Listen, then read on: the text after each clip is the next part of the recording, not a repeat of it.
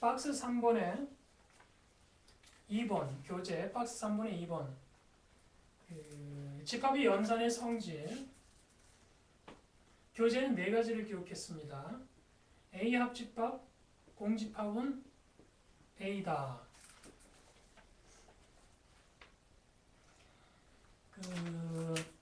어떤 집합과 어떤 집합을 합했을 때 결과가 무엇이 나오느냐 이것을 생각하는 방법은 이 두 집합 중에 어떤 것이 나머지를 포함하고 있는 더 큰 집합이냐. 여기서는 집합 A가 공집합을 포함하고 있죠. 그러니까 공집합이 집합 A의 부분집합이죠. 집합 A가 어떤 집합이든 만약에 집합 A가 공집합이라도 부분집합이 되는 거예요.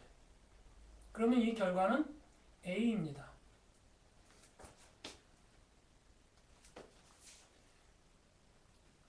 두 번째,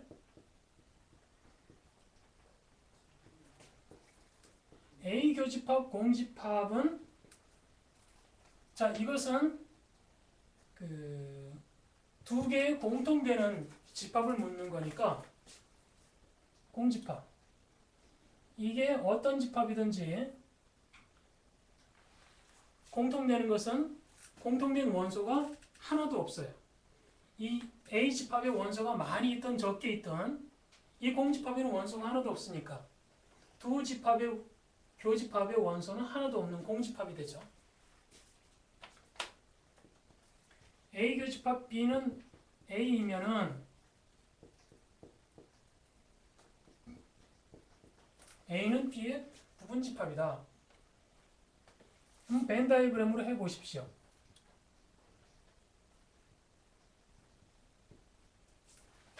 A 교집합 B는 A다. 이것은 이런 모양이 나와 있을 때 성립합니다. A와 B에 동시에 속해 있는 원소로 이루어진 집합을 봤더니 A였더라. 그러면은 A, B, C 이런 식으로 양쪽의 공통인 원소로 이루어진 집합이 A입니다. 그러면 이것은 이렇게 A 집합은 B 집합의 부분집합.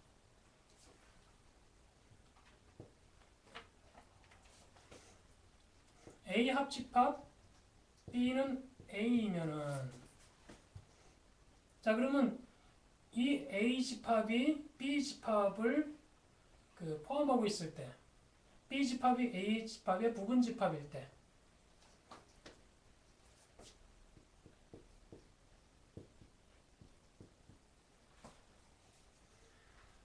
B가 A의 부분집합일 때는 또 이게 성립하고 이렇게 됐을 때는 또 이게 성립하고 이렇게 됐을 때는 이게 항상 성립한다 이렇게 설명하는 거죠.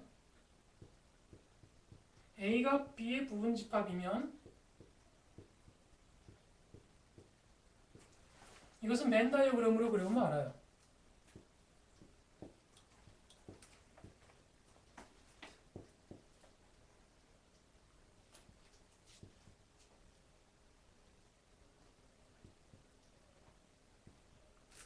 A가 B의 부분집합이면 이런 모양인데 그러면 A의 여집합은 이거고 B의 여집합은 이게 되죠.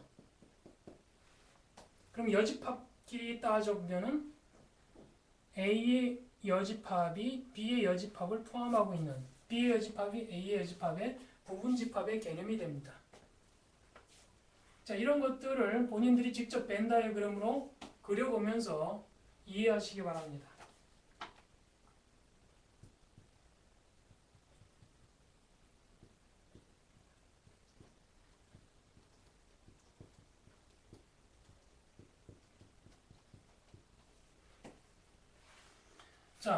이 개념을 이해하기 위해서는 이거를 대칭 차집합이라고 해서 뒷부분에 설명하게 되는데 이 대칭 차집합의 의미를 좀 살펴볼 필요가 있어요.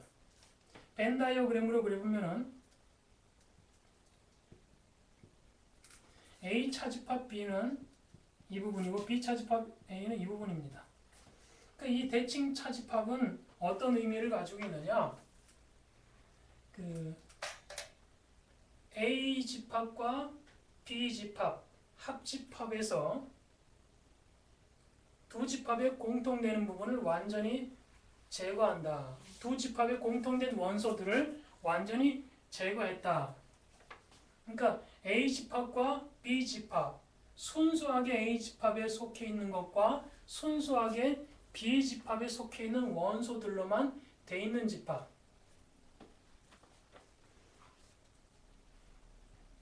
자, 이게 공집합이라는 것은 순수하게 A에만 속해 있는 원소나 B에만 속해 있는 원소가 하나도 없다라는 의미예요. 그러면은 모든 원소들이 A에도 속해 있고 B에도 속해 있는 순수한 부분이 줄어든다. A와 B가 같으면 되죠. 거꾸로 A와 B가 같은 집합이면은 이게 성립합니다.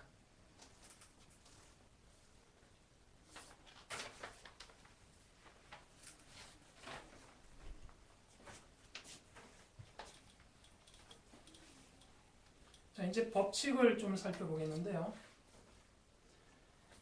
교환 법칙, 교재 나와 있죠. A 합집합 B는 B 합집합 A이다. 이거 전부 벤 다이어그램으로 그려보면 이해가 쉬워요. A 합집합 B를 그려보고 B 합집합 A를 그려보세요. 둘이 같잖아요. 그래서 같다. A 교집합 B나 B 교집합 A나 그려보면 같습니다. 결합법칙.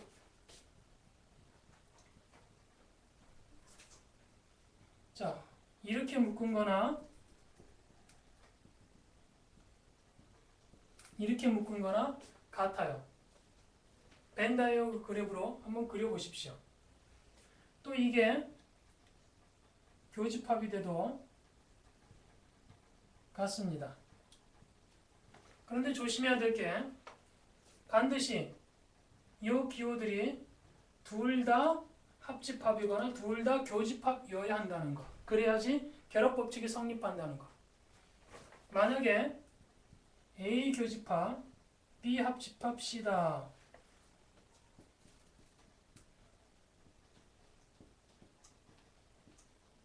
이렇게 되면은 둘이 같지 않습니다.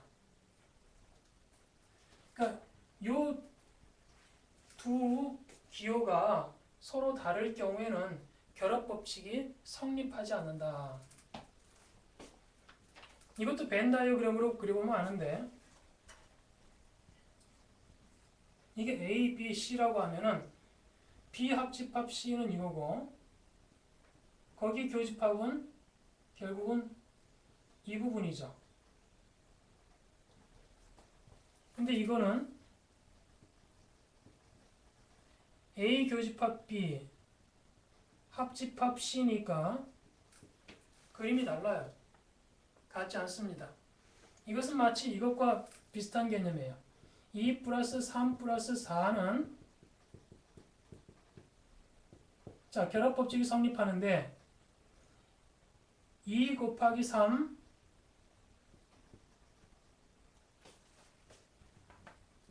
2 곱하기 3 더하기 4 자, 이거는 결합법칙이 성립하지 않죠. 그것과 같은 원리입니다.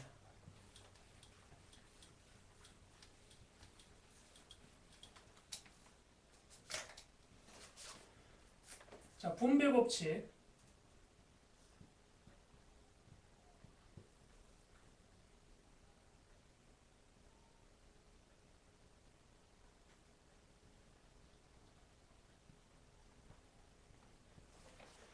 자, 이 두 기호가 다를 경우에는 결합법칙을 쓰는 것이 아니라 분배법칙을 써서 이것을 풀어야 돼요. 분배법칙은 어떻게 쓰느냐? 이렇게 이렇게. 그러면 A 합집합 B, 그 다음에 교집합은 이쪽으로 가져오고 교집합 A 합집합 C. 이것도 여러분들이 직접 몇 번을 이 식을 한번 써보세요. 자, 이런 분배 법칙도 있을 수가 있죠.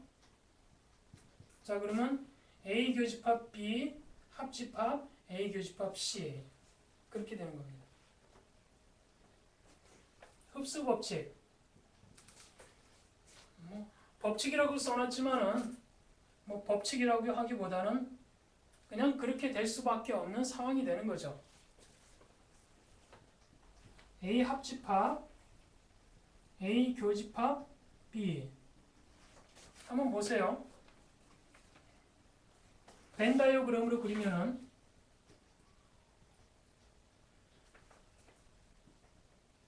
A 집합은 이거고 A 교집합 B는 이거죠. 두 개를 합하면 결국은 A.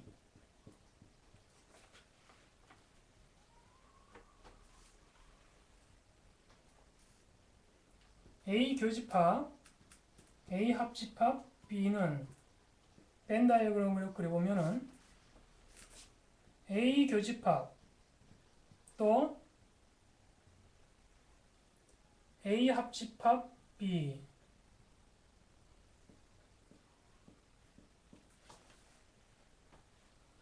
양쪽 다 칠해져 있는 부분을 보면은 결국은 A.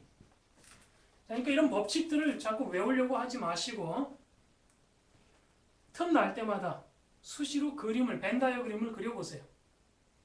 그러면 나중에는 식만 봐도 머릿속에 벤 다이어그램이 척척척척 그려지고 답이 저절로 나오게 돼 있어요.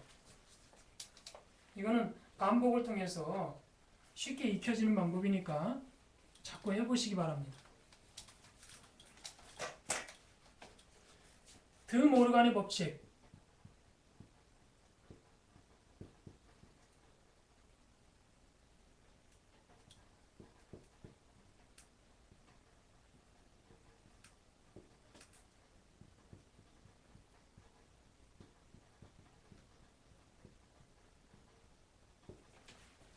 이것은 벤 다이어그램으로 그려보세요. 이것도 그려보고 이것도 그려보고 이것도 그려보고 이것도 그려보고 그럼 이 두 집합이 같다는 것을 알 수가 있습니다. 자, 이것을 암기할 때는 각각의 집합에 여집합을 붙이고 집합의 기호를 바꿔주면 돼요. 뒤집으면 됩니다. 부정법칙.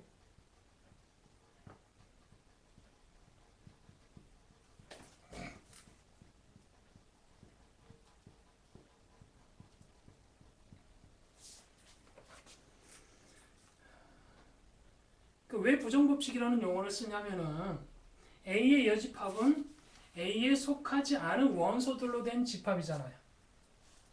그래서 부정이라는 말을 씁니다. 그러면 A에 속하지 않은 원소들로 된 집합, 그 집합에 속하지 않은 원소들로 된 집합. 말로 풀었으면은 A가 아닌 게 아닌 집합. 그러면 A죠. 이거는 A가 아닌 게 아닌 집합. A 여집합입니다. 쉽게 생각하면은 요 개수가 짝수개이면은 자기 자신이고 홀수개이면은 여집합 기호가 남는다라고 생각하면 돼요. 유한집합의 원소의 개수를 한번 살펴보겠습니다.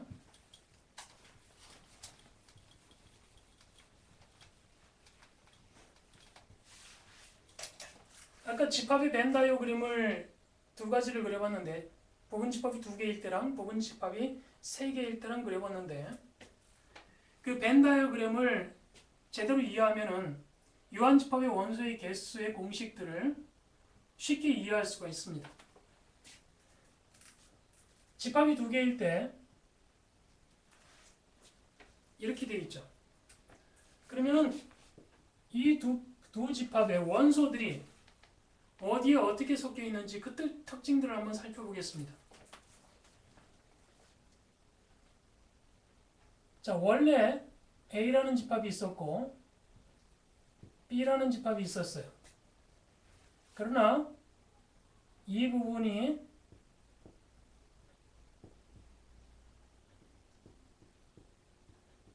이런 식으로 돼 있다고 한번 생각해 보세요. 그러면은 이 두 집합에 공통된 원소가 1, 2, 3이라는 게 나오죠. 그러면 이것을 이런 식으로 표현할 수가 있어요. 그러면 이게 A 합집합 B가 되는데, 자, A 집합이 1, 2, 3, 4, 5고 B 집합이 1, 2, 3, 6, 7이면은 단순히 A 합집합 B 하면은 1, 2, 3, 4, 5, 1, 2, 3, 6, 7 이렇게 쓰면 될 것 같은데 중복되는 것은 다 빼준다고 했잖아요. 그래서 결국은 A 합집합 B는 1, 2, 3, 4, 5, 6, 7이 됩니다. 근데 이 속에는 분명히 1, 2, 3이라는 게 중복되어 있음을 염두에 둘 필요가 있어요.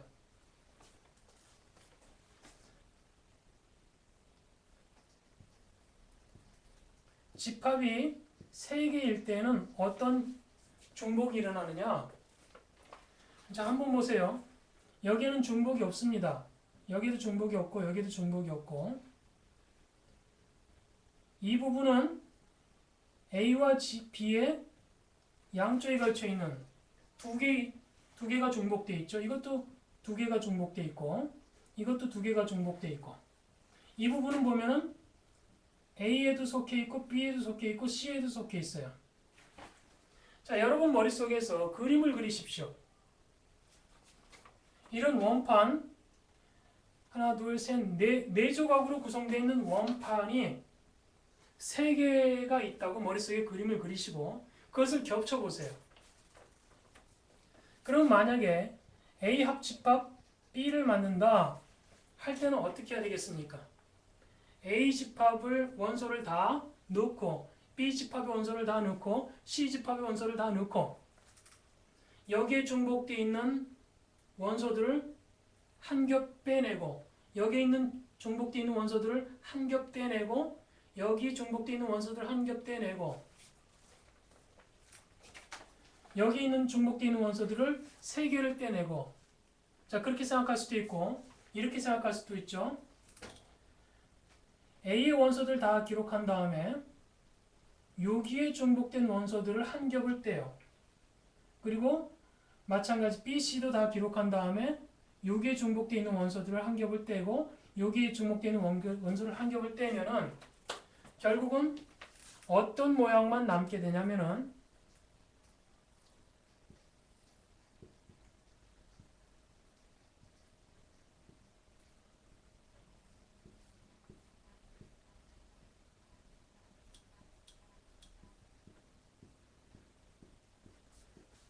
자, 이 빗금친 부분이 한 겹짜리의 모양입니다. 근데 가만히 보면은 세 부분에 공통되어 있는 이 부분이 아무것도 없죠. 그러니까 이 부분을 한 겹을 만들어 주려면은 한 겹을 더해주면 돼요. 무슨 얘기냐? 이렇게 하려면은 N, A 합집합, B 합집합, C다. 그러면은 N, A 더하기 N, B 더하기 N, C 그 다음에 빼기 N, A 교집합 B 빼기 N, B 교집합 C 빼기 N, C 교집합 A 더하기 N, A 교집합 B 교집합 C. 자, 이것을 여러분들이 여기 종이가 있다라고 생각하고 한번 이 공식과 연결시켜서 생각해 보십시오. 그러면 이해가 될 겁니다. 뭐 제가 강의를 잘한다는 이야기는 아니지만은 선생님이 아무리 강의를 잘 하더라도 학생들이 받아들이는 완벽하게 이해하는 부분은 제가 볼 때는 50%가 넘지 않아요. 그러니까 아무리 훌륭한 선생님에게 배워도 나머지 50%는 스스로 채워 넣어야 한다는 것입니다. 그러니까 스스로 배운 것을 기반으로 해서 자기 자신이 직접 해보십시오. 자기 스스로가 이해가 될 때까지.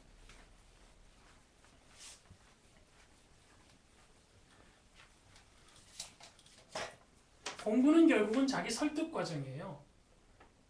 자기를 완벽하게 설득해놓고 그 다음에 그런 모양을 봤을 때는 언제든지 이렇게 될 수밖에 없다라고 이해하지 않으면은 그게 공부가 제대로 된 것이 아닙니다. 자기 자신을 완벽하게 설득하려면은 끊임없이 보고 이해하고 하는 노력들을 기울여야 돼요. 자, N, A, 합집합 B는 아까 집합이 3개일 때랑 같은 원리입니다. NA, NB 더하기 NA 교집합 B. 죄송합니다.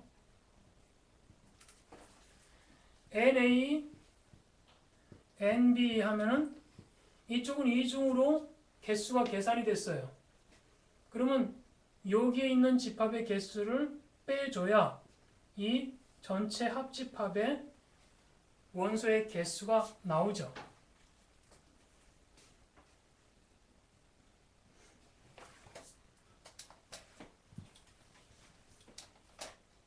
유한집합의 원소의 개수 3번 N, A의 여집합은 NU 빼기 NA. 자, 이렇게 되어 있으면은 원소의 특성을 이야기하는 것 아닙니다. 원소가 어떤 특성을 가지고 있든지 그 특성은 무시하고 단지 원소의 개수가 몇 개냐만 묻는 거예요.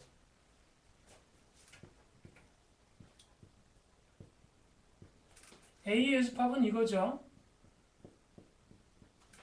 이 빗금친 부분의 원소의 개수는 전체 집합의 원소의 개수에서 A 집합의 원소의 개수를 빼주면 되죠.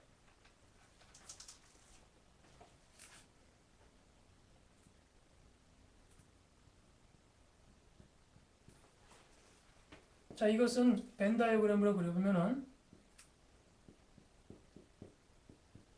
이 부분의 원소를 구하는 거니까 U 빼기 NU 빼기 N A 합집합 B 그렇게 되죠.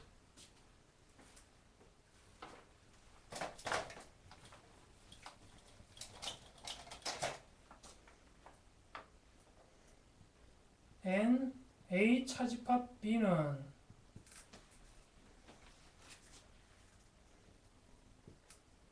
결국은 이 부분의 원소의 개수를 묻는 건데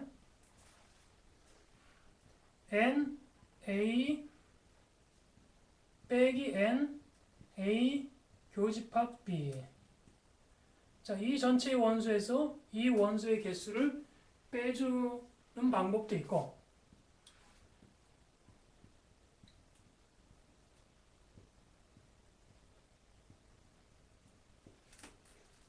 이 A 합집합 B 여기에서 B의 원소 전체를 빼주는 방법도 있고 값은 똑같습니다.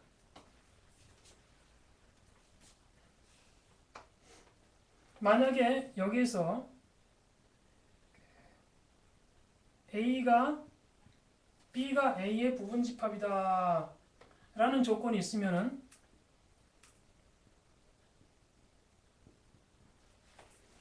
자, 이렇게 되죠. 그러면 A 교집합 B는 B가 됩니다. 이게 B가 되죠. 그래서 이런 조건이 있을 경우에는 N, A 차집합 B는 NA 빼기 NB 해도 상관없어요. 근데 굳이 이게 어렵다 그러면 NA 교집합 B 그냥 써도 됩니다. 왜? B가 A의 부분집합이다 그러면은 A 교집합 B가 B라는 것을 벤 다이어그램을 통해서 바로 알 수 있으니까 굳이 MB라고 따로 외우지 않아도 답을 할 수가 있다는 거죠. 수학에 외울 공식들이 너무나 많기 때문에 그 공식들을 다 외워서 써먹겠다 이렇게 생각하면은 굉장히 어려워요. 한두 가지 공식만 외워놓고 이 공식을 이렇게 변형하면은 또 이렇게 응용하면은 이런 공식이 나오는구나 라고 생각을 해놔야 합니다. 처음에는 번거롭죠. 공식을 다 외운 다음에 탁탁탁탁 써먹으면 문제가 처음엔 쉽게 풀려요.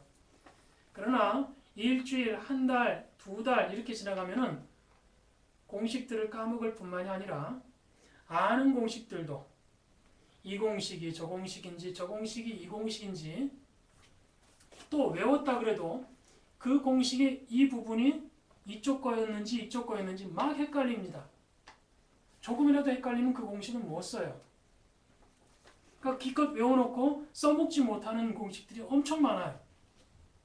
그러지 말고 여러 가지 공식들 중에서 기본이 되는 공식들을 하나 잡고 이것을 이렇게 변형하면 이런 공식들이 나오더라. 그래서 기본 되는 공식들만 머릿속에 기억해놓고 머릿속에는 이런 공식들을 응용하면 어떤 공식들이 나오더라 라는 정도만 기억하고 놓고 문제를 풀 때마다 기본 공식에서 다른 공식들을 뽑아내가지고 푸는 훈련들을 하세요. 그러다 보면은 나중에는 아주 자연스럽게 기본 공식에서 다른 공식들을 쑥쑥쑥쑥 뽑아내서 쓸 수 있습니다. 공식들을 다 외우지 않아도 쓸 수 있다는 거예요. 여러 가지 공식들을 다 쓸 수 있다는 거죠.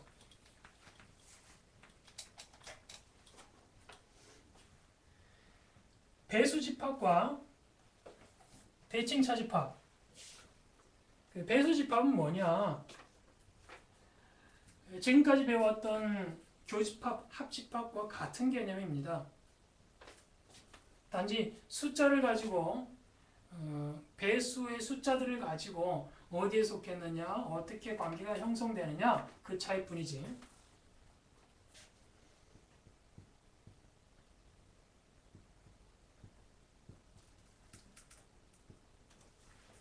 자연수 K, M, N의 배수의 집합을 각각 AK, AM, AN이라고 하면은 자 이렇게 됐을 때는 K는 M, N의 최소 공배수. 말로 하면 상당히 어렵죠? 예를 하나 들어보겠습니다.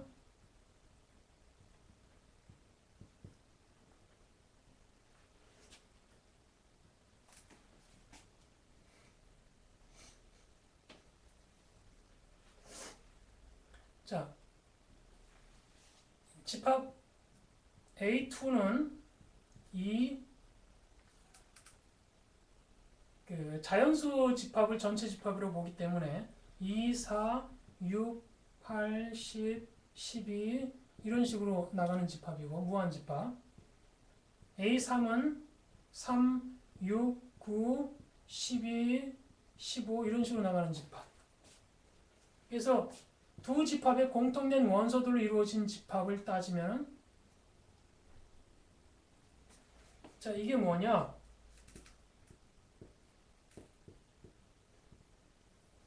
2와 3의 최소 공배수죠. 6이.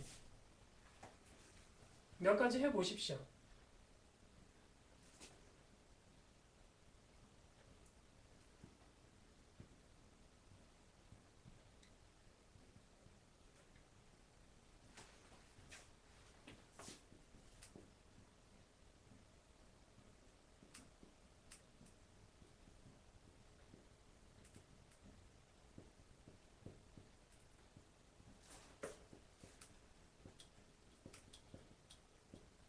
자, 이것도 이해하려면은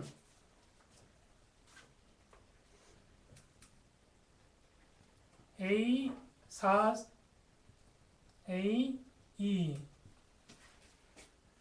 자, 그럼 이거는 4, 8, 12 이런 식으로 원소들을 가지고 있는 집합이고 2, 4, 6, 8 이런 식으로 원소들을 가지고 있는 집합이고 보면은 여기 있는 원소들이 모두 여기에 속하니까 이 집합은 A4 집합은 A2 집합의 부분 집합이죠. 이럴 경우에 합집합은 A2 집합이 되는 겁니다. 그러면 A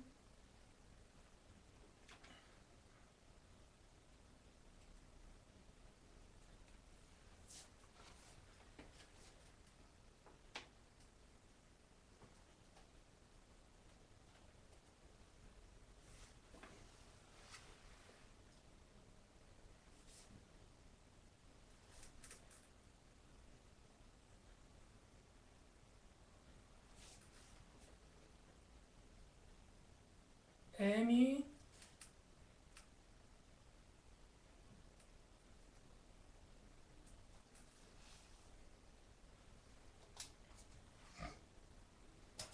자, 잠깐 끊으시죠.